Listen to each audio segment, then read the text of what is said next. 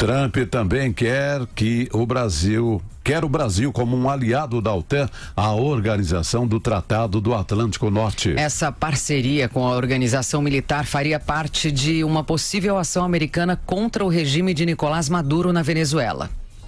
Bolsonaro reforçou que o ideal é ter a diplomacia em primeiro lugar até as últimas consequências para restaurar a democracia na Venezuela. Sem descartar uma opção militar, o presidente não quis comentar o que falou com o colega americano Donald Trump sobre a situação do país sul-americano. Foi uma situação difícil. No momento da entrevista coletiva, a pergunta deixou o presidente, e é difícil nessas situações, como é que você vai sair, né?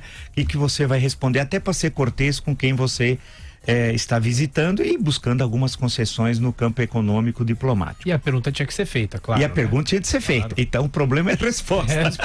Aí é que é a questão.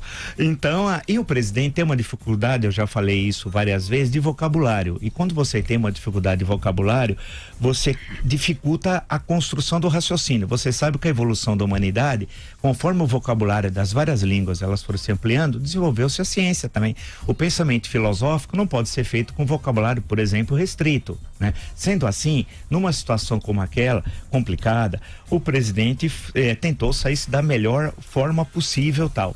É importante destacar que o Brasil tem uma posição clara sobre a questão da Venezuela na nossa fronteira norte, ou seja, a saída diplomática. E o presidente depois, em outro momento, ontem, fez questão de reafirmar a saída diplomática. E por quê? Não interessa para o Brasil ter na fronteira norte, nós não temos problema nas fronteiras, nas nossas fronteiras, há mais de um século, nas nossas fronteiras terrestres e tal.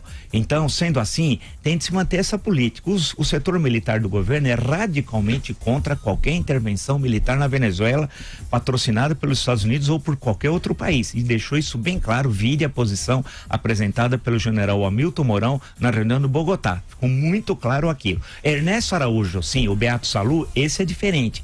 Esse quer sim intervenção, e se ele fosse o nosso representante em Bogotá, seria uma verdadeira tragédia. Então, portanto, o general Mourão agiu corretamente, e o presidente da República segue o pensamento da ala militar, né, em relação a essa questão.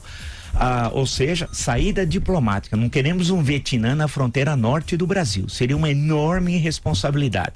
E o presidente norte-americano disse assim: olha, vamos abrir todas as hipóteses, nenhuma está descartada. Conversa fiada. Sabe também que uma intervenção militar norte-americana na Venezuela teria consequências inimagináveis. E por fim, lembrar Ernesto Araújo na visita, na reunião entre os dois presidentes, né, entre o presidente da República Brasileira e dos Estados Unidos da América, com os dois tradutores. Quem entrou de gaiato? Não foi o Ernesto Araújo, que foi escanteado. Foi o filho do presidente da República. Registro que isso nunca aconteceu na história brasileira. Nós tivemos em alguns momentos na República Brasileira ministros que filhos chegaram a participar como secretários até, ou tiveram algum tipo de função para auxiliar os seus pais, tal.